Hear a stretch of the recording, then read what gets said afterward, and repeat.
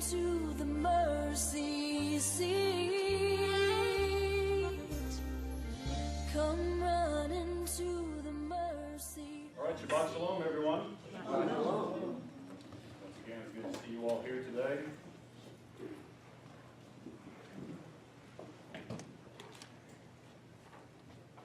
Okay, kind of keeping with, like I said earlier, the theme of what we've been discussing over the past 2 or 3 months about preparing, watching, that we not be deceived, getting caught up in things that we shouldn't get caught up in because it's going to detract us.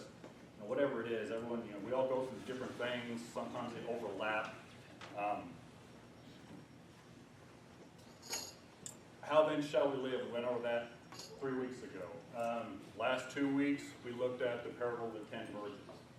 And one of the things I think we need to understand, I'm going to reiterate this. When we look at the parable of the 10 virgins, well, first of all, this is our instruction book. This is what we are to go by. Okay? It is written for Yah's people. This isn't written for people who are outside of covenant. This isn't written for people who say his laws are done away.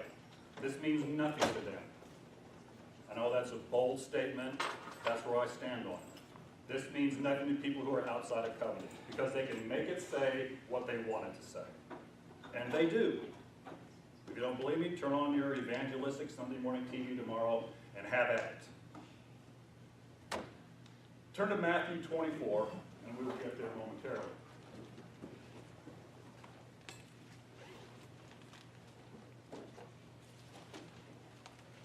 So to get back to what I was going to reiterate from last week, we looked at the parable of the 10 virgins. And we all know the story. 5 were wise and 5 were what? Foolish. Okay? The 5 wise aren't Yah's covenant people, and the 5 foolish are outside the covenant. Catholic, Protestant, whatever tag you want to put to it.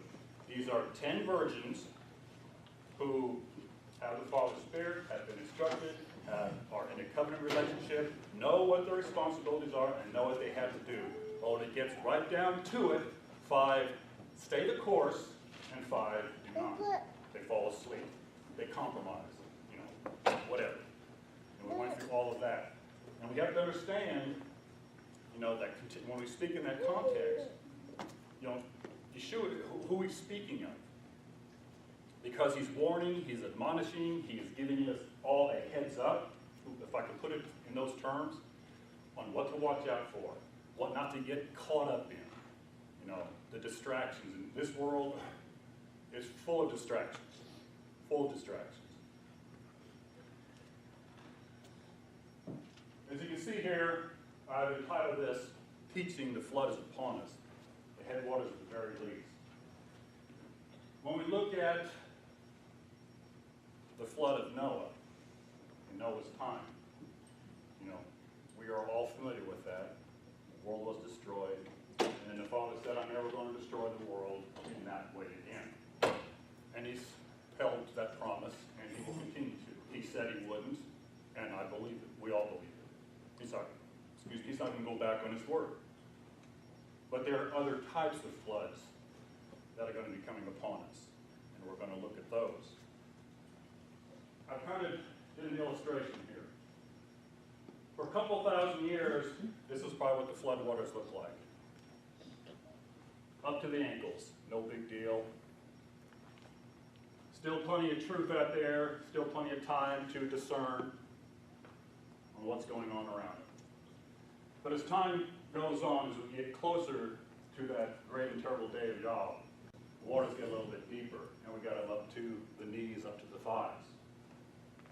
Move a little further on down. Now the flood waters are getting to you about chest high. Okay? In my opinion, that's 50 years ago. Today, flood waters are right here, as I see it. Now, disagree with this or not, take it as you would. Because I will explain this as we go through.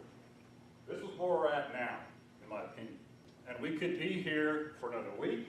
We could be here for another 5 years. I don't know. It all depends. No one in this ministry, or I should say, I am not going to date set. I'm not going to pinpoint this such and date. We need to prepare. I'm not even going to go so far as to say, well, with everything that's happening, it's got to happen within the next year, or it's got to happen within the next 6 months. Because I don't know. But there's going to come a point when this will be the result. Now, this has already happened, but a type of this is going to happen again in the days that are ahead. The sanctified and justified and the righteous are put in the ark, the door is shut, and then, among other things, here we have the weeping and the gnashing of teeth, and then ultimate destruction.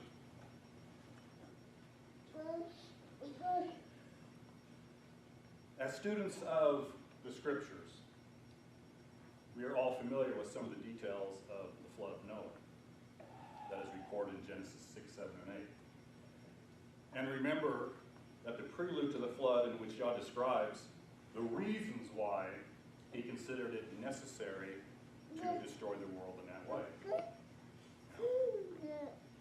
In other words, everything that man did and put his hand to was evil. They invented evil. They couldn't wait to do evil. And we have to understand that if they were destroyed in this manner because of the evil that they were doing, it meant that at one time they knew better. And we can see that in the Scriptures. And it never made sense to me as some teach that if you are completely ignorant and you don't know and you've never been taught, then how can you be punished? How can you reap Yah's wrath? I looked at it in my own half. If I don't specifically tell my kids the rules of the house and make sure they understand it, how can I punish them if they deem something, well, I didn't know I couldn't do this or that? That comes back on me. And if I was to punish them for something that they don't know either way, then I look like an idiot and a fool. Because it's my job to make sure they understand it. And I know our Creator is not an idiot or a fool. They understood. He is a just Creator. And whatever he does, there is a reason for it. There's a cause and effect in everything. Remember that it took Noah, what, 120 years to build the ark. 120 years from the time the Father said, I am grieved in my heart that I even made man upon the earth, to the time that the flood actually came, give or take, was 120 years. It didn't act right away. He said it was going to happen, but it didn't happen right away. And this is something we need to be careful about. We see things going on in the world, oh, it's closed, and it may be. So don't put all your eggs in that basket. Be aware of it, pay attention to it, but continue doing the work you need to do to make sure your house is ready in preparation for the soon-coming kingdom. Because that's what our job is to do. It's not to get so embroiled in what's going on out here, is to forget the direction we need to be going. So we know that Noah loaded it with animals, that the Father sent him, and he and his family, all 8 stepped aboard, and the door was shut. The rains fell, and the great underwater reservoirs exploded, covered the entirety of the earth, and except for those 8 on board that sanctuary, everything perished. To me, the flood is a stunning and mind-boggling event. And I know most of us growing up, the story of Noah and the animals and the ark, it's been pretty much relegated to a cute kid story. Very generic, very surface-oriented, not really grasping what is being said here. Okay, and it goes really no further than that in many circles. But considering the enormity of the earth and understanding that previous to that we had approximately 1,600 years of good weather, of long life, man and beast and all the plants and vegetation, it proliferated for at least 1,600 years, just populating the earth. The number of lives that perished in those days must have been tremendous. Lord says, I will never destroy the earth in this way again, not by water. And he set the rainbow as a sign of this promise between him and every living creature. And we know that the rainbow has been perverted by man as well.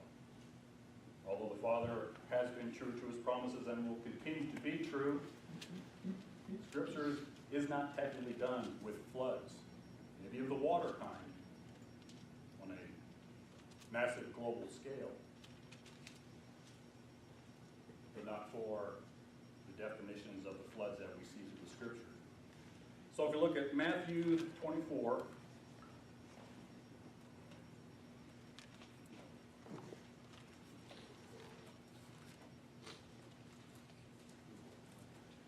starting in verse 36.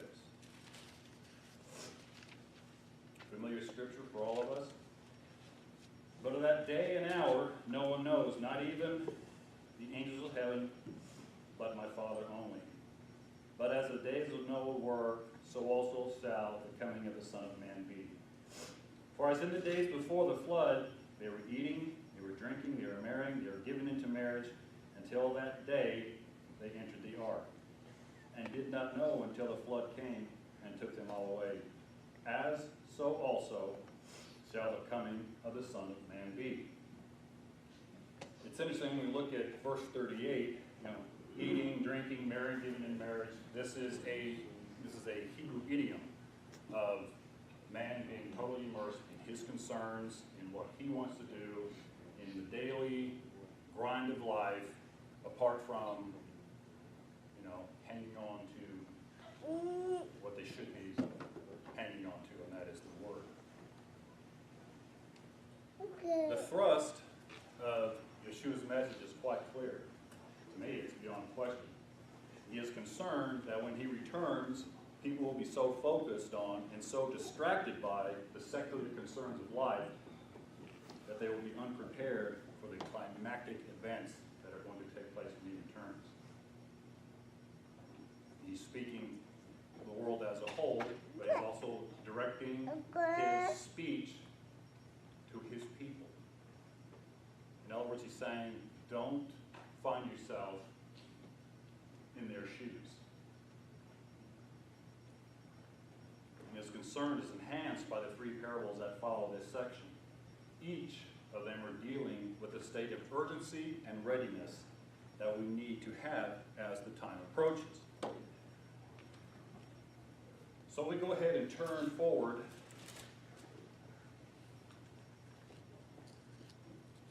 chapter 24, still in chapter 24, in verse 45. Here we have the faithful servant and the evil servant. I want you to notice something here, the word servant, as we look through this. Servant. It's not talking about someone outside who doesn't know, who doesn't have a clue, and I'm trying to get him on board. These are people who know. You're either going to be a good servant or you're going to be an evil servant. You're going to be one that decides to do things your way. Look at verse 48. I won't spend too much time on here, but verse 48 says, but if that evil servant says in his heart, my master has delayed his coming. And that was the thrust of what we were talking about the last couple of weeks. Why did the five foolish fall into the problem, into trouble? Because there was a delay. He was delayed in his coming, and because there was a delay, they fell asleep, they didn't hold fast, they were doing things that they shouldn't have been doing, and when the bridegroom came at an hour later than they expected, 5 of them were caught off guard. And I think that says a lot. And I think our Father is delaying his return so that he's giving us ample time to prepare. Obviously, we're not ready yet. And we talked about that too. And I don't look at that as a bad thing. I'm looking at that as a blessing. Okay, we're not ready yet, so let's get ready. Let's get ready. And over, this theme comes in. Delay. Delay. Oh, you're delayed. You're not happening. Things aren't moving as fast as I thought they should, and you get caught up in other things. If you look at chapter 25, same thing that we covered the last couple of weeks. Verse 5, while the bridegroom was delayed, they all slumbered and slept. Delayed again. If you look at the parable of the talents, verse 19, after a long time, here we have another delay. Move forward to verse 25. And I was afraid. Delayed and afraid. Fearing what? whatever you let creep into your life, whatever was the focus.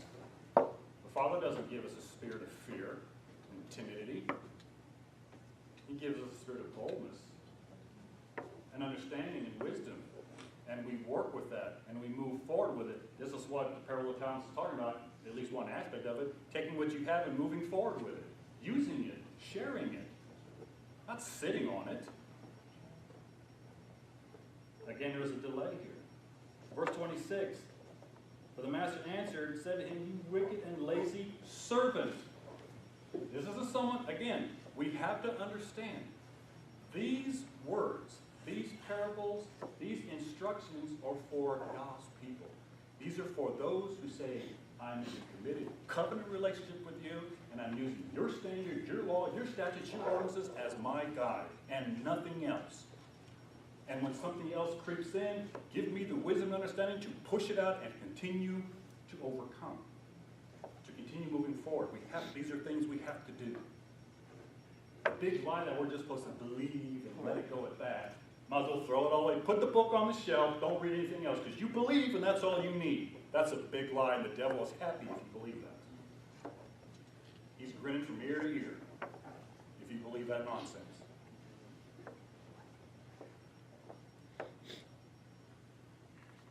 Verse 30. "And cast the unprofitable servant into outer darkness, where there's weeping and gnashing of teeth." And again, we're talking about, the weeping and gnashing of teeth. Oh, that's when you're going to be burning in hell forever and ever. No, it's not. It's you understanding that there is no more sacrifice left for sin. It's you understanding that you blew it. It's you understanding that you had your opportunity, you knew exactly what you were supposed to do, and you decided not to. Oh, there's going to be a price to pay for those who mock our Creator. It's just not going to be death and that's it, you're gone. You are going to know. Every knee shall bow, every tongue will confess. And depending on what camp you're in, you're going to be singing his praises, or there's going to be weeping and gnashing of teeth. And again, that's an idiom of anguish, not physical torture. It gives the illustration of anguish of, oh, why didn't I? And we've all had that in our lives, and we've made the wrong decision. When we sit down in the chair, we put our head in our hand and go, why didn't I do that? I should have acted on this, whatever it is. If we're old enough, we've at least done it a half a dozen times in our lives. This is what this is speaking of. Uh-oh. I blew it. There's no turning back now. This is where we're going to be at right here. I believe now. Bang, bang, bang, bang, bang. I believe now. I'm ready now. Too late. Too late. Everyone will get their opportunity. Whether in this or in the resurrection ahead, that's the mercy of our Father. That's his plan. Everyone will have their opportunities. No one is going to be able to say, I didn't know, I didn't have my chance, no one told me, whatever excuse we have, no one's going to be able to do that. No one will stand before him and will give an account.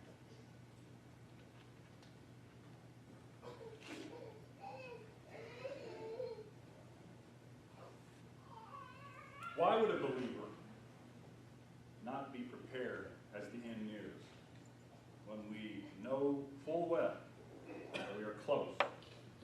And I believe we are close. We've been close for 2,000 years. We're looking at this through the eyes of our Creator. 1,000 years like a day, a day like 1,000 years. We can't measure time and the expediency of that time around certain circumstances and expect that our minds are going to figure out, okay, this must be it right here. All these things are to prepare us. We're to watch, but at the same time not get all bound up in that, but to keep moving forward, preparing for the kingdom, getting our house in order.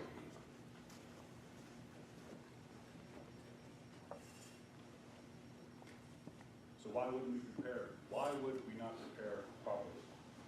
Well, the answer is fairly obvious.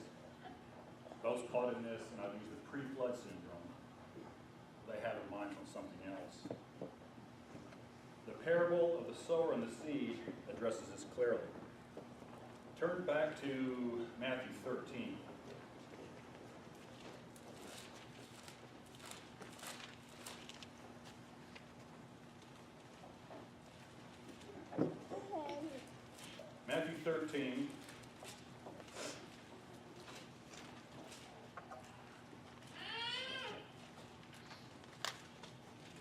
starting in verse 18. Messiah says, therefore hear the parable of the sower. When anyone hears the word of the kingdom and does not understand it, then the wicked one comes and snatches away what was sown in his heart. This is he who receives seed by the wayside. Now this is interesting. People think this is harsh. So if you're not understanding it, then the wicked one's going to come and snatch what seed was put there away. Again, you need to understand this, Hebraically speaking. It's speaking of those who don't understand. It means they're choosing not to understand it. They're choosing not to look into it like they should. They're choosing not to dig as deep as they can to find out what exactly it is that they're to understand. They look at it and go, I don't know what that is. I'm just going to move on. Without really giving any serious consideration. This is what this is saying here. So if you receive it and you say to them, oh, good. Mine now, and he's going to throw that away. And this term, he who received it, the seed, by the wayside, again, means off the path that we should be on. Off the path that the Father has shown us to be on. Off the path that Yeshua has blazed for us already. We're not on the path, we're on the wayside. We're out here, mixing what we are receiving with whatever is out here.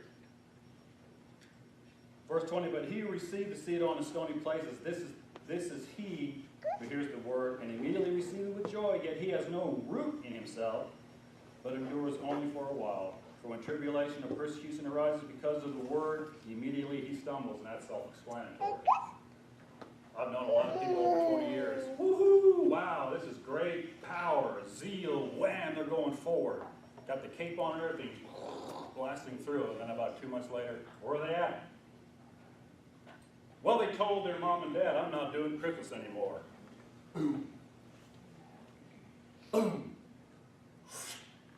They weren't rooted. Didn't go deep enough. They were easily plucked up because of the penury of this world. Verse 22. Now he who receives seed among the thorns is he who hears the word, and the cares of this world, and the deceitfulness of riches choke the word, and he becomes unfruitful. Again, self-explanatory. But he who receives seed on the good ground is he who hears the word, understands it, means he searches it out, wants it, who indeed bears fruit and produces some 100-fold, some 60, some 30. Okay. So the cares of this world catch the people's attention as the flood begins, and this starts to contribute to our deterioration and our downfall. Another flood is coming. And I think it's probably safe to say not a flood, but a myriad of different types of flood are coming our way. We know that Yeshua prophesied about the coming of another flood. At the very least, at least in my opinion, the headwaters are upon us, and many of the assemblies are flailing around it. But in reality, it goes so much deeper than that. Because these individuals are distracted. Distracted. And their footing is unstable against the rising force of the waters, and as we've seen, some have already been swept away by its currents. In Luke 6, verses 47 and 48, Yeshua describes one who hears his word and does them as a man, when building his house, digs his foundation deep, past the sand and down to the rock. And anybody who's in construction and building knows that you have to have a secure foundation, or that building is not going to last, especially in this state with the constant winds. You have to have that building deep. And it's the same way with us. Our faith has to be not secured by the looseness and the shifting of the sands, but deeper than that. So much deeper than that. That's the only way the house is going to remain intact. There's an illustration to this, and maybe you've heard this before, but it fits here. So, a wealthy man was once engaged a contractor to build the finest house that the builder had ever dreamed of building. This rich man told his contractor, here's a house, you build it, spare no expense. No expense. You build this thing like in such a way that you've never even dreamed before. So the contractor said, great, I'll do that. So he built it. He built it. And when he was finished, he was pleased with his work. He said, here you go. Here's your home. And when the work was done, the wealthy man said to the contractor, this house is yours. This house is yours. Only then did the builder realize all the flaws and all the shortcuts he took in building that house. He knew every one of them were. The one he built it for wouldn't know, but he did. He did. This ties in too with the parable of the 10 virgins. The 5 foolish ran out of oil, didn't they? Give us some of yours. Now, what they had built, you can't give that away. I can't save you. You can't save me. You're responsible for your salvation. You need to work out your own salvation. You need to build your house. You need to build your house. I'm not letting someone else build my house, spiritually speaking. And then flail around. Then when it really gets down to it, oh, you got to help me out here. Follow what I'm saying.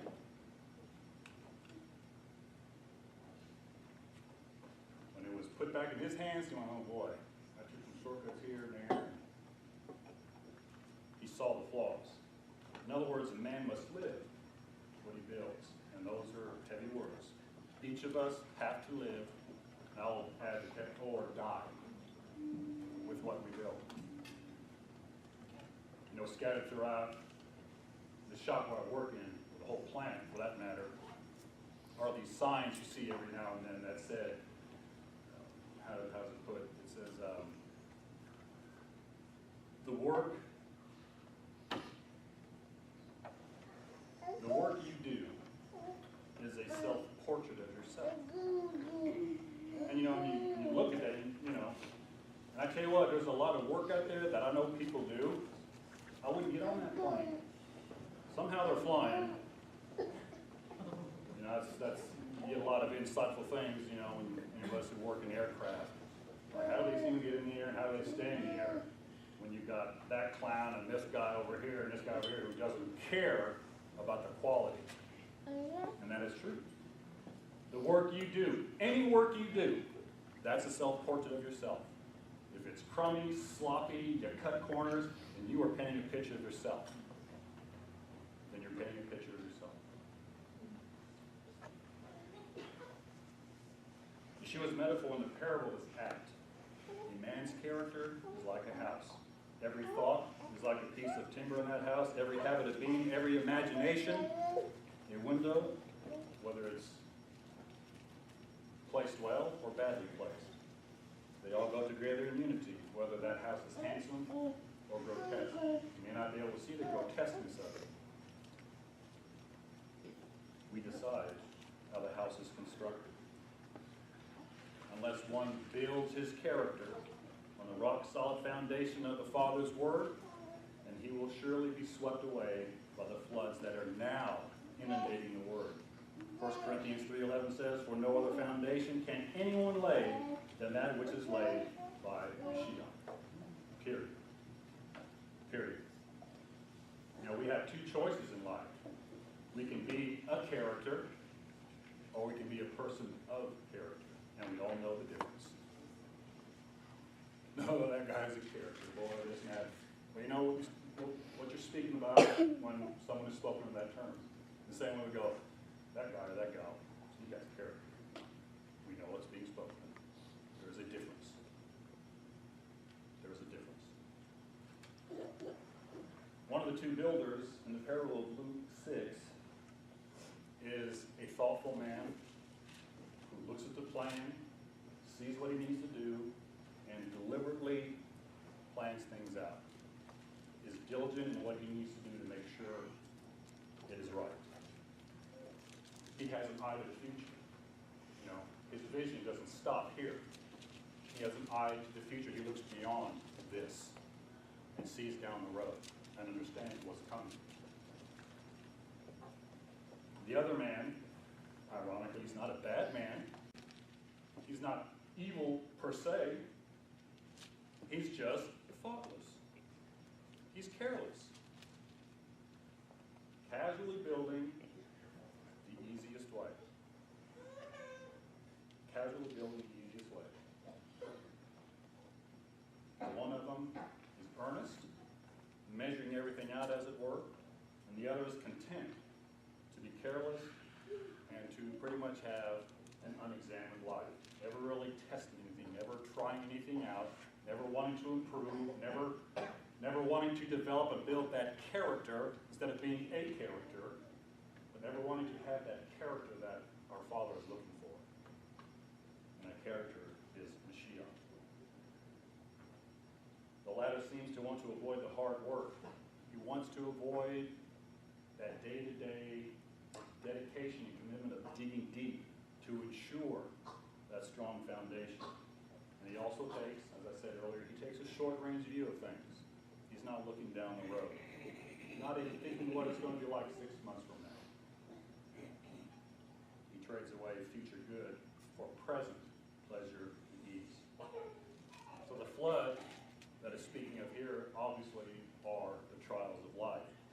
Frequently, quite frequently, the trials of life descend upon us either through our own lack of character, and I think that's it at least 80% of the time, or because of events in the world around us. So we have to ask the question, is our house strong enough to withstand the onslaught of the horrendous events that are coming in the end times? Or are we so unprepared it's not even going to be able to withstand our own weaknesses? Jeremiah 30, verse 7 tells of a coming time of trouble that is so intense that man has never experienced anything like it before. Yeshua says it will be so terrible that unless the Father cuts it short, no man would be saved, no flesh would survive it. And what he's essentially saying there is the Father is going to intervene to save man from himself. Because you know why? Man has thrown out his laws, his statutes, his ordinances. They've done their own thing. They've got their own rules. They have their own regulations. And in time, all these rules and regulations that come from the mind of man are going to catch up to them and destroy them. Jeremiah 30, verse 7. Alas, for that day is great, so that none is like it. It is a time of Jacob's trouble. Supporting scriptures in Daniel 12:1. At that time, Michael shall stand up, the great prince who stands watch over all the sons of your people, and there shall be a time of trouble, such as never was since there was a nation, even to that time. At that time, your people shall be delivered, everyone who is found written in the book of life. It's interesting because all of these warnings and admonitions, a lot of times are followed up by these encouraging words. Be found written in the book. Do what you're supposed to do, as Braxton read in the Torah reading. Do not add to, do not take away. Just stick with what I've said. Your name will be in the book of life. Joel 2:11. God gives voice before his army, for his camp is very great. For strong is the one, speaking of Yeshua, that executes his word. For the day of God is great and very terrible. Who can endure it? That's giving us a description of, we ain't seen nothing yet. You know, I think of the world wars, I think of the atrocities of the Nazi concentration camps, of the 2 atomic bombs being dropped on Japan, and the horrendous aftermath of that is child's play compared to what's coming upon this earth. You don't think we need to be ready for this? You don't think we need to have our faith so deeply rooted in the rock of Yeshua? We can't ever come to a place, we're good enough, we're there, you keep digging. You keep digging. Because Satan knows you're digging and he's coming after you. He is coming after you. Don't kid yourself and think he's not. When we look at water in the scriptures, in Revelation 12:15, it shows the serpent, Hasatan, spewing a torrent, as it's described in Revelation, spewing a torrent of water out of his mouth like a flood, aimed directly at the woman, Israel. And that torrent is at the very least a diabolical and merciless attempt to sweep her away. It's trying to sweep her away. It's trying to sweep her away with the cares of this world, with false teachings, with the laws of man and everything else. Now we all know that Revelation is largely written in symbols. And when used as a metaphor throughout the scriptures, water can represent both good and bad realities, especially in large amounts. It can represent masses of people. In Revelation 13:1, the beast is understood to be rising either from a heavily populated area or from where the majority of people dwell on earth. And he's not going to come from a place that's desolate, where no one can see, where no one really knows what's going on, out somewhere. It's going to be seen. It's going to be felt. He's going to be worshipped. He's going to be looked forward to. Because at that time, that deception will have taken hold of all of humanity, save those who have been called out. Water also symbolizes important things that are important to Yah's instruction. In John 7:38-39, it clearly represents His Holy Spirit. John 7:37, on that last day, the great day of the feast, Yeshua stood and cried out, saying, if anyone thirsts, let him come to me and drink. He who believes, meaning to do, to follow, not just, I believe it intellectually and leave it at that. A lot of people like to do that. He who believes, to do, to follow, meaning, as the scriptures have said, out of his heart will flow rivers of living water.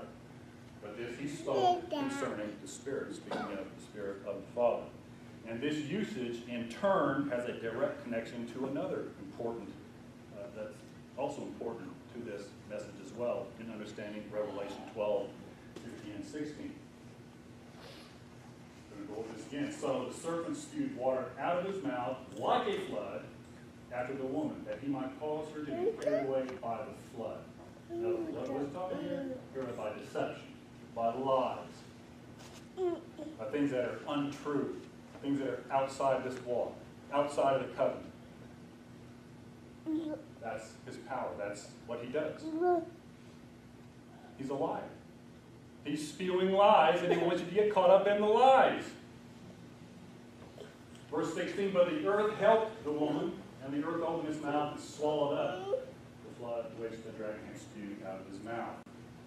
And the dragon was enraged with the woman, and he went to make war with who? The rest of her offspring, who keep the commandments of Yah and have the testimony of Yeshua Messiah. Don't tell me his laws are finished and done away.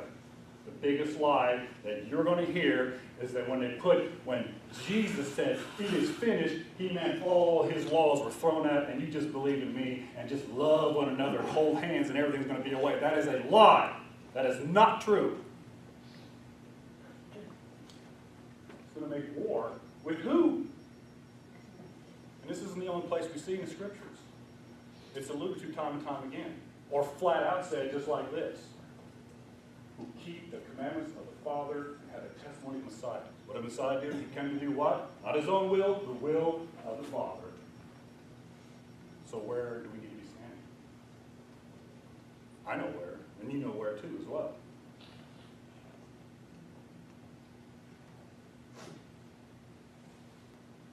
Paul writes in Ephesians 5:25, husbands, love your wives just as Yeshua also loved the assembly and gave himself for her, that he might sanctify and cleanse her with the washing of water by the word.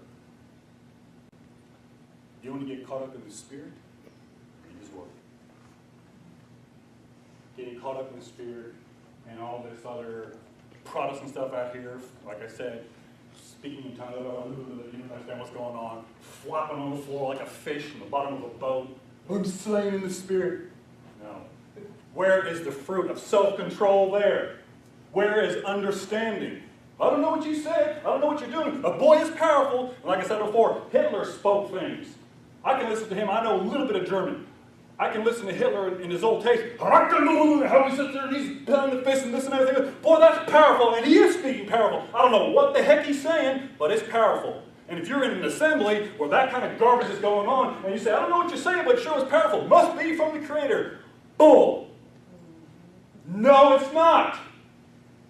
Do the Deuteronomy 13 test. Test it. Test it. John 6:63. It is the Spirit, the Ruach, who gives life. The flesh profits nothing. The word that I speak to you are spirit, and they are life.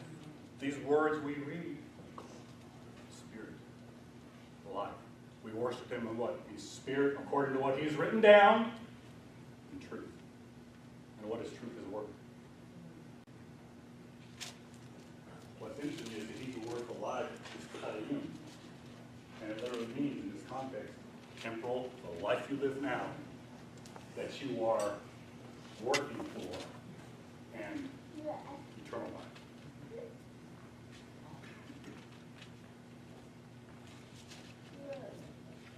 Words, just like water, have awesome power to do good and bad. You know, when we dam up a river and use it for hydroelectric power, you know, that's a good thing.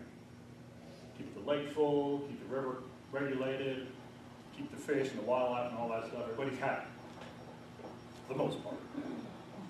But what happens when that dam gives way? You don't want to be downstream, because you ain't going to be able to stop it. And if our house isn't built correctly, if we're flailing around on sand, on compromise, on laziness, on excuses, then you're just going to get swept right away. So water has awesome power to do good and to do bad. They can give life, like Yeshua's words, or they can devastate and destroy, like a flood out of control.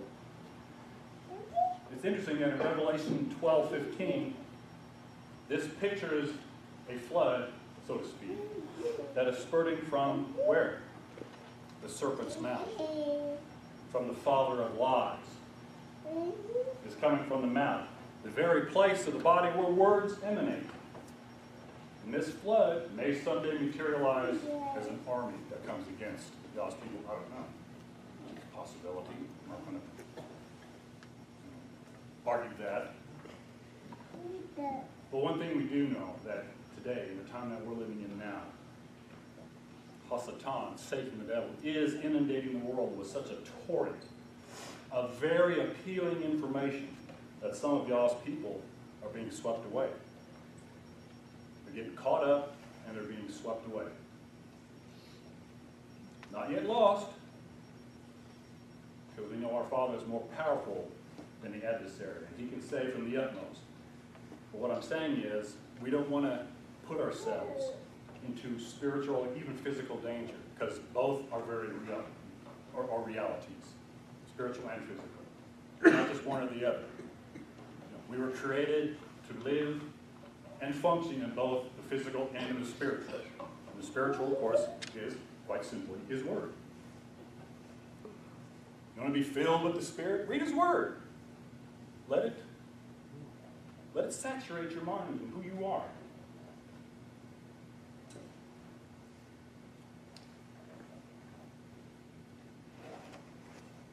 Let's go back. I think we talked 2-3 months ago about some of the tactics of our adversary. And as we stated, and we know very well, Satan is a master tactician. He has a masterful militaristic mind. And he destroys through misinformation. He utterly destroys through misinformation. You know, it's quite telling and quite revealing. I just caught the tail end of the program I was listening to not too long ago, where these two groups were arguing the points of what they deem church fathers, founding. You know, Abraham's not mentioned. Jacob, Isaac, none of them are mentioned. But John Wycliffe and some pope this or some pope that. And one side was arguing the benefits of the crusade and how it brought Jesus to the pagan world. And of course you had the Protestant Reformation and those who were burned at the stake by Catholicism. and how they're going back and forth, shooting arrows at each other, trying to disprove each other's philosophy. I got a news for you, they're both wrong. They're both wrong. Deception is layer upon layer upon layer upon layer. That's why it's almost impossible, I'll say almost, it's almost impossible when someone asks you why you believe what you believe, whether it's the Sabbath, whether it's keeping of his festival, whatever it is, there's not a one-word answer or just one scripture I can go to and say, this is why I do it. It has to be studied. And if you're coming against me to argue, to try to convince me otherwise, or you have your own agenda, guess what? I ain't speaking to you. I'm not talking to you, because I don't have time for that. Now, if you are called, and you want to know, and you want to learn, and that's your heart's desire, and I know the Father, I can sense that Father is working with you, I'll sit with you all day long. And we'll have a good time. You might hate me by the end of it, but you get over it. We need to focus on what is profitable and what is unprofitable. And if someone wants to argue with me on every single point, I'm done. I'm done. I'm not, I've had the calls at 1 and 2 in the morning who want to argue. You couldn't wait till morning? Yeah, I got to be working in 3 hours. What are you doing? That's a person with an agenda. And I don't want any part of it. Satan is a master of deception. And he destroys through misinformation. He destroys through lies. A couple of years ago, we looked at Revelation 9:11 and some of the names that Satan has. Abaddon, A-B-A-D-D-O-N, we find in Revelation 9:11, which means destruction, or Apollyon, A-P-O-L-Y-O-N, Apollyon, which means destroyer. Yeshua calls him the father of lies. And he says he deceives the whole world. And we have to believe it. We have to, a lot of us will think, not me. The whole world out there, not me. No, we were all deceived at one time. The whole world is deceived. And the Father is looking around, and he is calling people out of this. And whether we respond to that or not, it's up to us.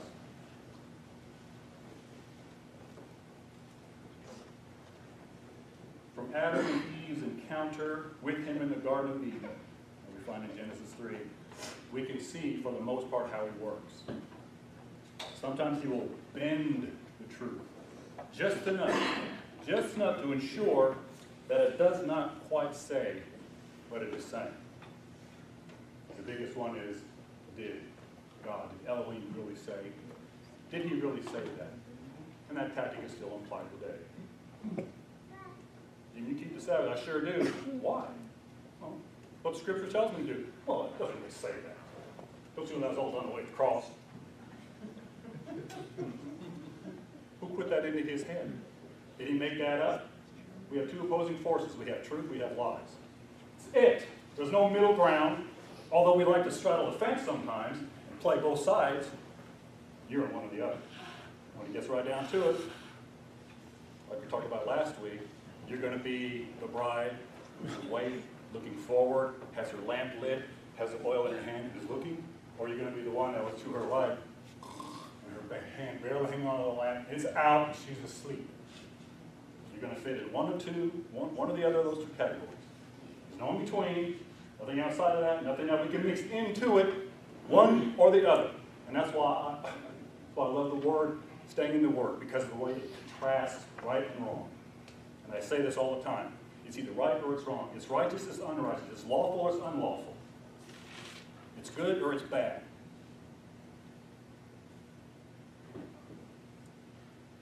So that's his big one. Did he really say that?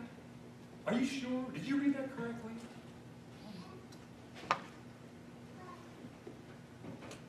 And he'll also go to the other end of the spectrum and just tell bold-faced lies. You're not going to die. Oh, come on. He knows that if you partake of that, you're going to be like him. Really? Wow.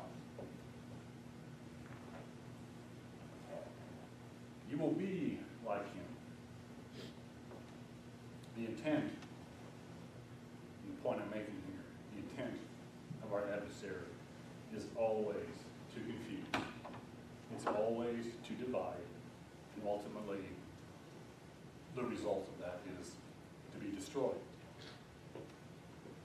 The result is confusion, or Babylon the Great, I would like to call it. We live in the midst of, at the very time prophecy shows him, unleashing a torrent of misinformation to make the confusion and the distractions seem even more intense. Thus, even the very elect can be deceived from the process. While I'm thinking of that, turn forward to Matthew 24. Matthew 24:24, it's an easy one to remember.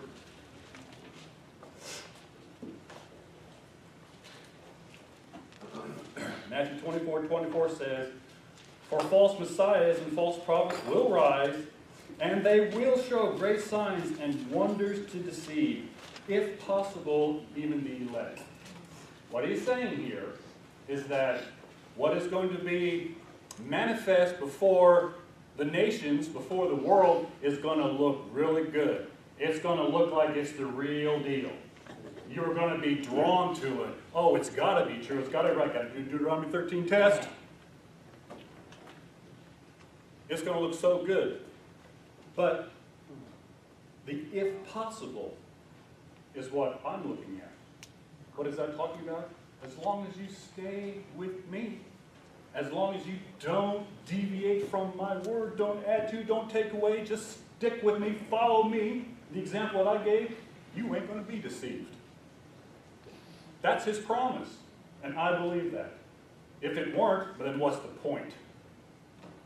If I'm doing everything I should be doing, but in that day I'm still going to be deceived, what's the point? I'm done. But he has that caveat, if possible, meaning you know what you need to be doing, you stick with me, you stay rooted in the Word, and you won't be deceived. You're going to see it for what it is. And that's what truth does, right? We've talked about this before. Truth doesn't just shine on what's true, it also shines on what's not true. It shows everything. Everything comes into light. This is right, that's right. Nope, nope, nope, this is right. Oh, this is okay. Nope, nope. That's what truth does. That's how we discern.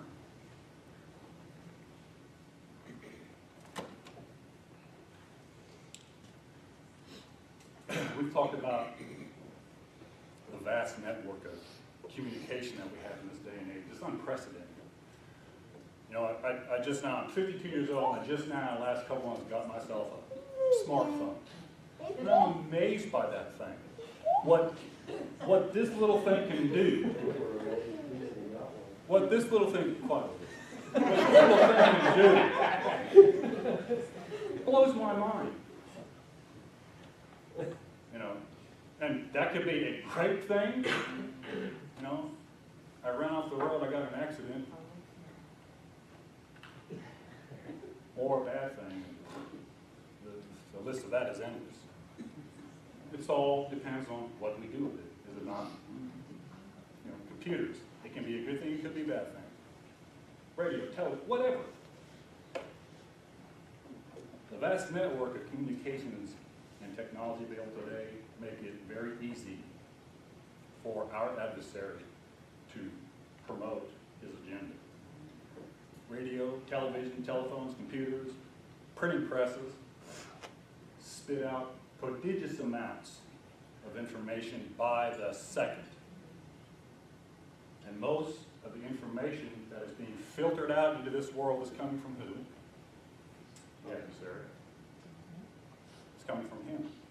And so we have to discern how much of this information is really worthwhile. How much of this information is worth our time to pay attention to. And even if it is, and I'm not saying we shouldn't, if it is, keep things in perspective.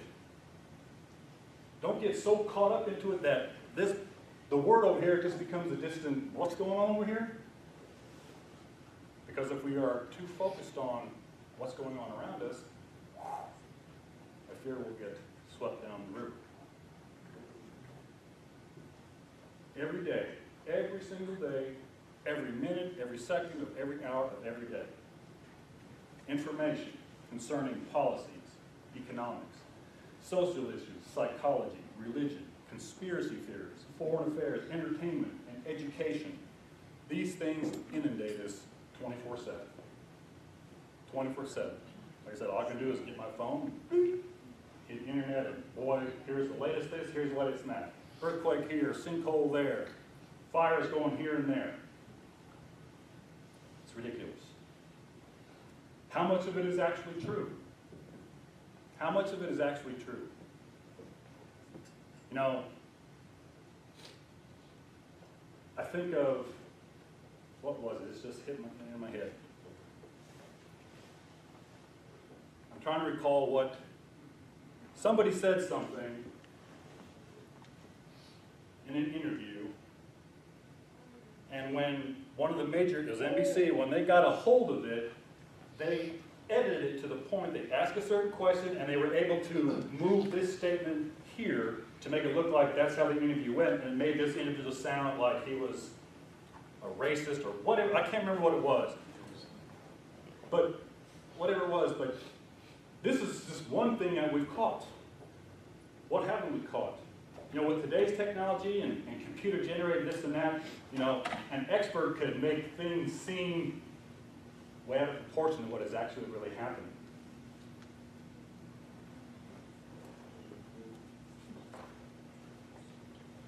The prophecy of 2 Thessalonians 2 carries this flood of misinformation directly into our spiritual lives.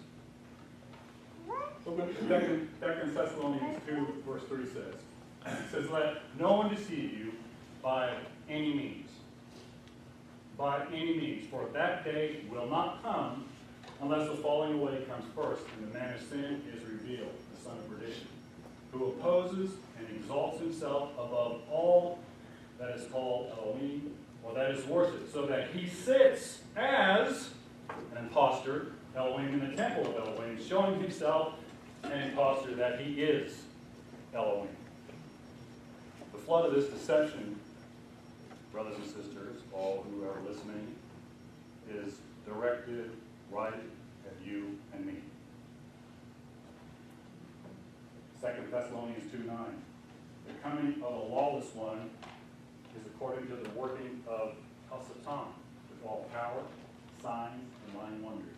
What he is going to perpetrate upon the world, what he's going to say, is going to sound like it comes from the Creator. It's going to sound good.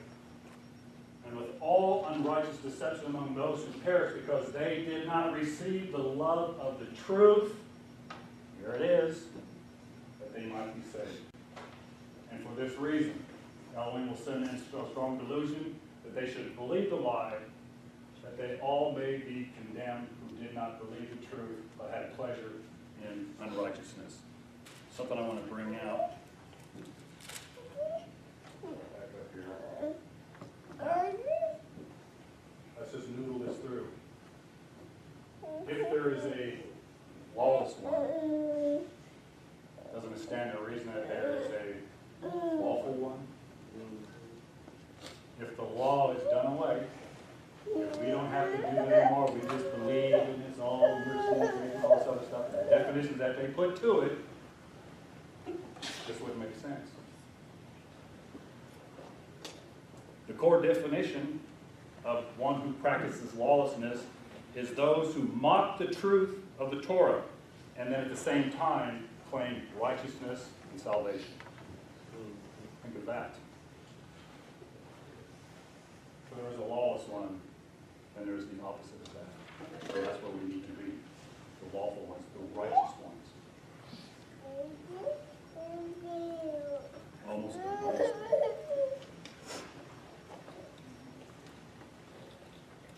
So the headwaters of this flood are already upon us. The lies and distractions that are creating apostasy within the assembly of our Creator are sweeping people towards spiritual death.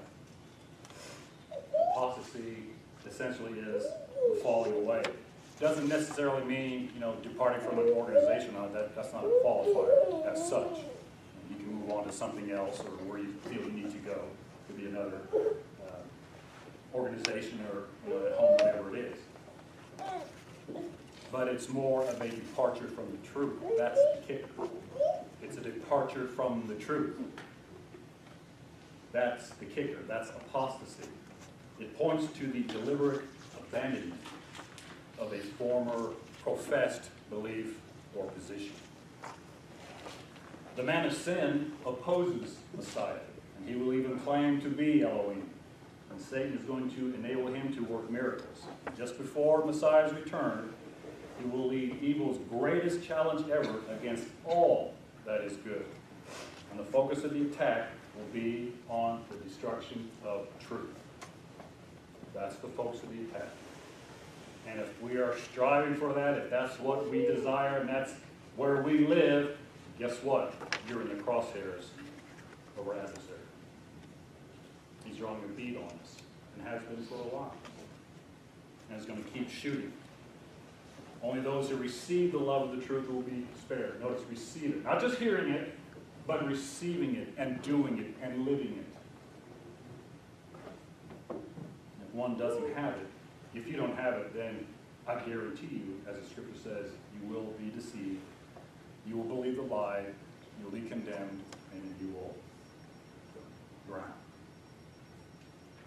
In this context, the lie is probably that this man is God, or claimed to be God, Elohim, or his main representative on earth, and that they should worship this beast and receive the mark of his word. We hear the term, we talked about this before, we've heard the term Antichrist. You know, in the Greek it's Antichristos, I believe is what it is. In the Hebrew it's Tachat. T-A-C-A-T, Tachat. And it means instead of, or in place of. That's what we need to be concerning ourselves with. Not anti in the way we understand it. He is against him. He is going to make himself look like him, appear like him. He's going to be instead of him, in place of him. He's going to look real, and he's going to sound, this is what's going to attract them. And that's what the true definition of anti-Mashiach is. It's tachat. It is instead of, in place of. And he's going to have many names. In some parts of the world, his name is going to be Allah. Other parts of the world, his name is going to be Buddha, or Mithra, or Kindra, or Jesus. Before the man of sin appears, Satan must lay some groundwork, and he's been laying the groundwork for thousands of years. Because we're going to have to accept him. The world's going to have to accept him. He's just going to appear as he is. He's not going to show himself for what he really is. Because even the most profane individual is going to see it. Oh! He's going to lay the groundwork and have been laying the groundwork. What I think he's doing now, the groundwork's laid. He's doing, my opinion, he's just fine-tuning some things. He's fine-tuning some things. You look at what the Venerable Day of the Sun world is doing, it's on automatic pilot. He doesn't have to mess with that. He doesn't have to mess with that. He's concerned with those who don't buy into that lie. Satan's got to lay the groundwork for his acceptance. And what better way than to throw the world into quarreling, divisiveness, and wearying confusion. Loves of confusion. The author of confusion. People then are going to yearn for some strong and seemingly wise hands to set things straight so that the nations can figuratively catch their breath. We need someone to come along and fix all this mess. He's going to show up. There's going to be this peaceful calm that's going to come upon the world. And in its wake, confusion is going to continue to follow. Because the people are going to be without direction. They're going to have little desire within themselves, and of themselves for that matter, to change the status quo. Because they're going to be so immersed in what is going on around them and believing everything to begin with. Right now, humanity is being bombarded by religious, use that term in parentheses, disinformation, ranging from the most bizarre do-goody New Age cults to the militant homosexual, lesbian, and feminist attacks aimed at changing old-line Protestant and old-line Catholic doctrine. Again, deception on deception. Here you have people who are so far outside of a covenant are going to come against two main religious organizations who are so outside of covenant. It's just like they're just embroiled in this little battle within themselves. Deceptions layer on layer on layer on layer. And you got to peel it and peel it and peel it and peel it.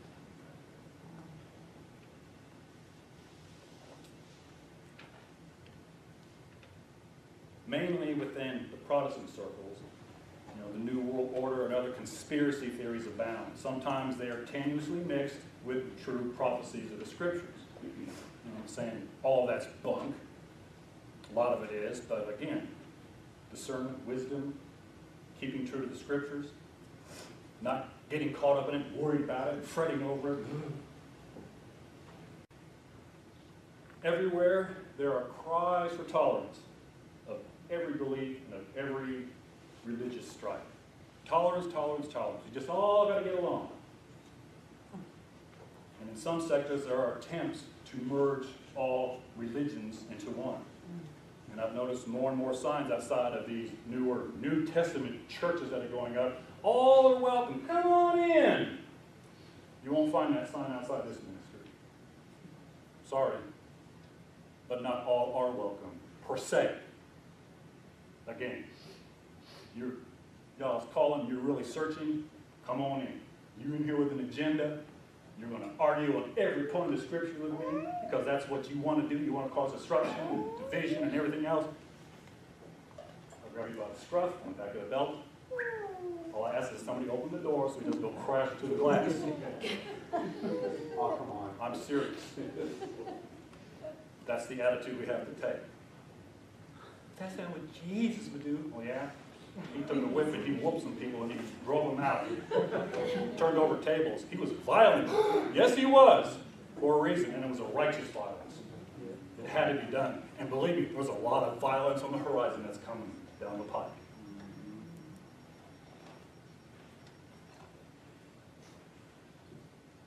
Within our Father's assemblies,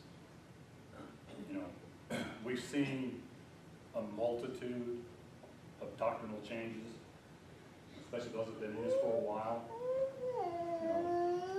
A lot of us are familiar with worldwide, and what was revealed to individuals at that time.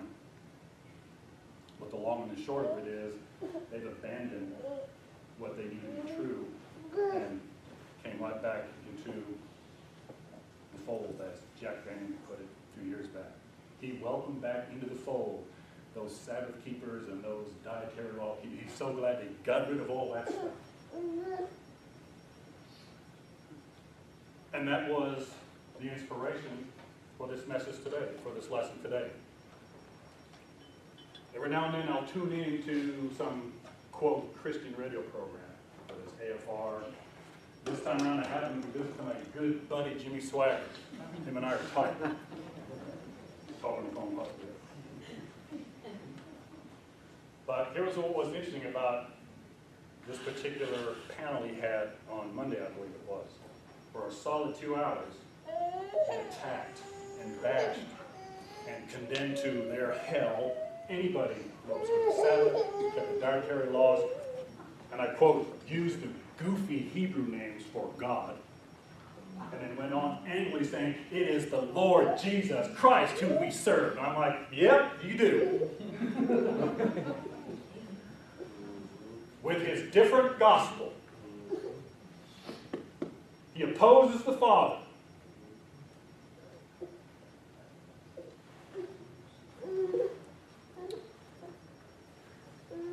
And as it got toward the end, they were laughing and having a good old time at the expense of those who want to be true to the Word. And they used the term, They even eat like the Jews, meaning don't eat pork, shellfish, all things that are unclean. They eat like the Jews. Or they go to Saturday services like the Jews. I'm here to tell you, Donnie, you swaggart, it ain't their idea. The Father says in Leviticus 23, these are my festivals. These are mine, not yours, mine. He instituted the Sabbath of creation. On the seventh day, he rested. And if you want to be in the covenant with me, you'll do the same. These are what are food for you. These you don't eat. Be undefiled. Be holy. Be separate like I am. Don't be immersed in the world. Those aren't the Jews' ideas. Those are the Father's laws. Plain and simple. And I'll argue that with anybody until the cows come home. Or the moon falls out of the sky, whichever comes first. They are his laws. His standards. That was the motivation for this message today. In case you were wondering.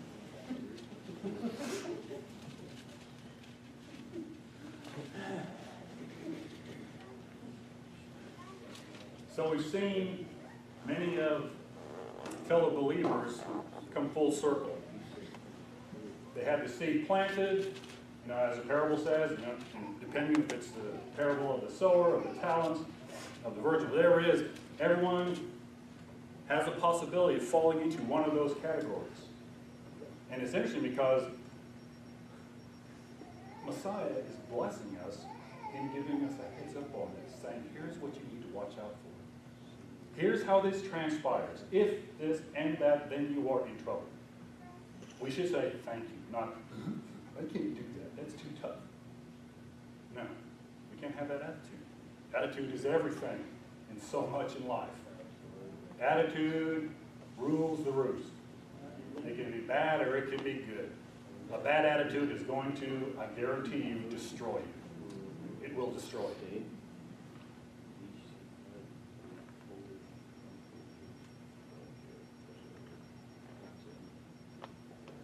But I've seen people come full circle. Have the seed planted, trouble came along, bumped heads with their family. You don't do this anymore. You're not doing that. We can't have this. Or you can't take this away from us. They'll use all kinds of excuses to get you to feel so bad about yourself that you throw up your hands and you either walk away from it, or you compromise, or you dilly-dally, whatever category that falls in, doesn't matter. You're going to be washed away by the flood. Because like I said before, if you have excuses and you have compromise, you don't stop.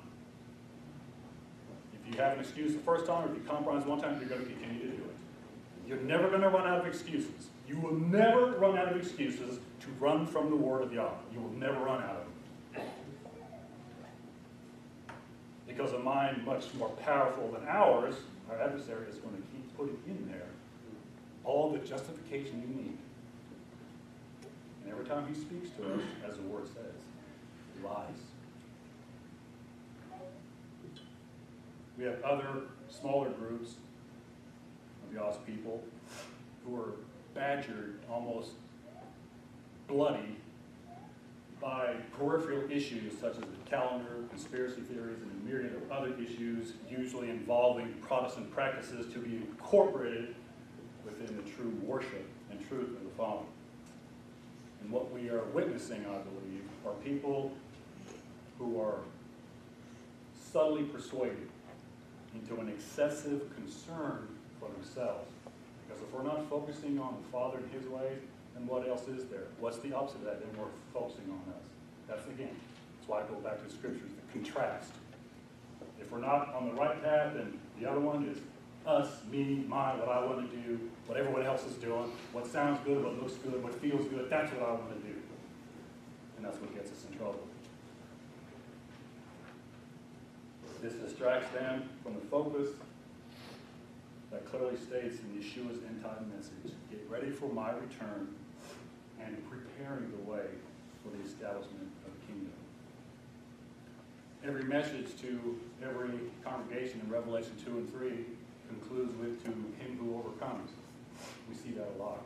In every one of the letters, to him who overcomes, to him who overcomes, to him who overcomes. Again, like I said before, that involves doing, working, moving toward a goal. Not being intellectually smart and saying, I don't need anything else, I'm just going to sit here and wait. It's moving. It's encouraging others. It's running with people who are heading the same way. I ain't going to drag you, but I'll sure run with you. And Yeshua's intent is clear. Our judgment, we talked about that a while back too. We need to judge. We need to discern. We need to weigh things out. We just can't go, whatever, this, that, whatever. Because if we do that, then pretty soon we're so burdened down by confusion, and we don't know what to do. Stop it at the door first. Judge correctly. And use the scriptures as your guide. Our judgment is based upon growth and overcoming flaws, involving our own character defects, our own evil, self-centered attitudes, and our relationship problems with our fellow man. Overcoming involves learning and applying the love of Yah shed abroad in our hearts by His Spirit. We all know what 1 John 4:20 says. If someone says, I love the Father, but he hates his brother, he's a liar. For he who does not love his brother, whom he has seen, as it continues on, how can you love the Father whom you don't see? And what concerns the Father is whether a person is actually and practically following him with his mind, with his actions, in other words, in what he does, with his words, with his time, with his energy. This proves to him whether one sincerely loves truth or merely sees his actions as we alluded to earlier, an intellectual profession. There's a lot of people that fall in that category. Our deceitful mind can find a multitude of ways, reasons, and excuses to avoid confronting the real issues of life. And again, we need to discern the way things out. Is this worth pursuing? So I just let it fall on the wayside because ultimately it's not going to benefit.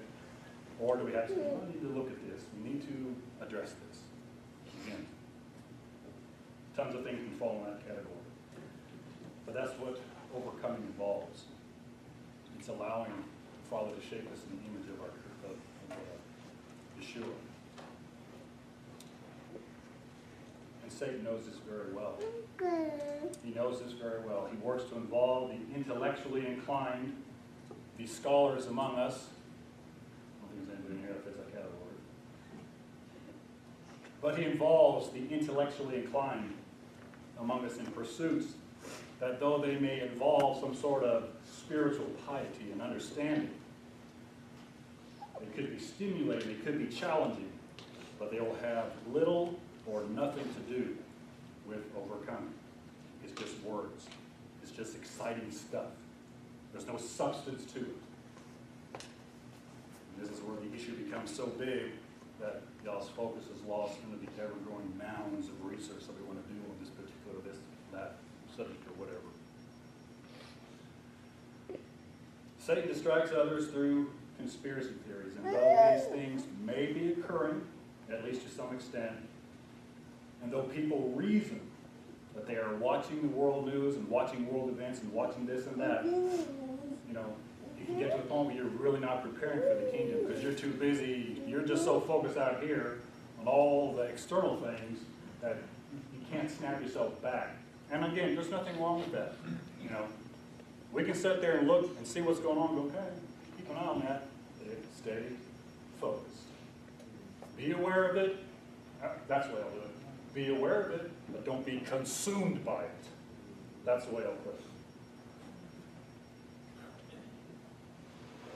You know, these things could become so big in our minds that, again, that's all we talk about. Yeshua said that what is in the heart comes out of the mouth.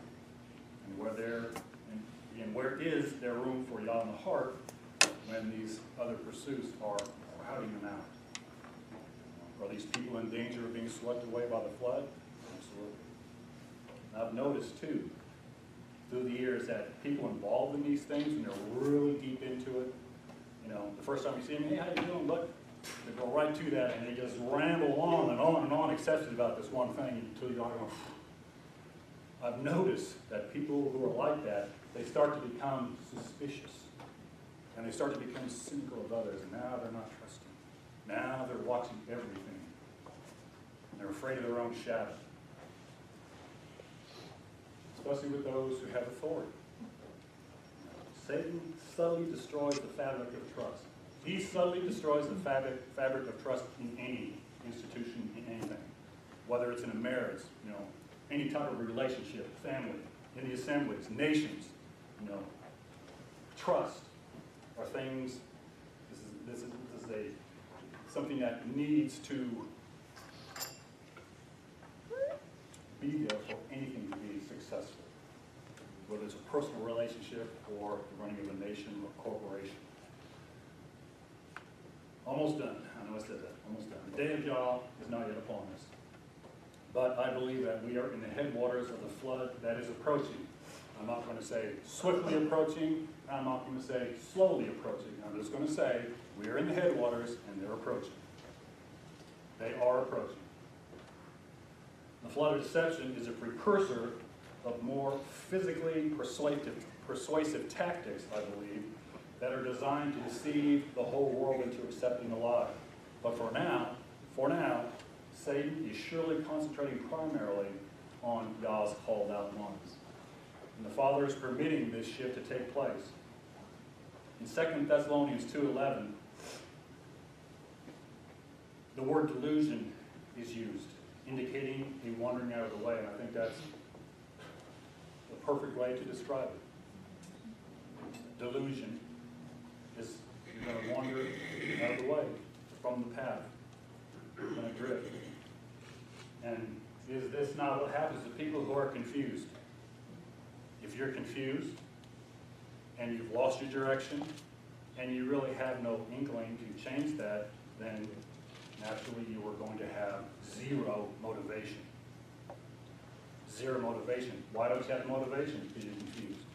Because I don't put the time into really looking into it. Well, everybody's doing it this way. You're going to wander. You're going to drift. And whatever comes along, whatever the latest new shiny thing is, whatever it is out there, wow, ooh, you're going to be drawn to that. And that's going to fade out. Ooh, you're going to be drawn to this. Oh. And all the time, you're leaping over this, from this side to that side, from this side to that side. Not staying here and, yeah, I know what's going on over here. Yeah, I'm aware of what's going on here. Yeah, I see what's behind me. I'll see what's in front of me, too. And be consumed by it.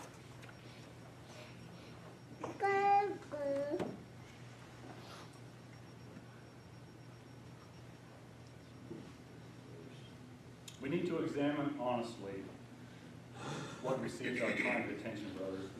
And we need to evaluate truthfully what the focus is in each of our lives. And this is going to reveal quite clearly whether we love the truth or whether we just merely profess it. Whether it's simply locked here but isn't expressed here. It's a huge difference. It's a huge difference.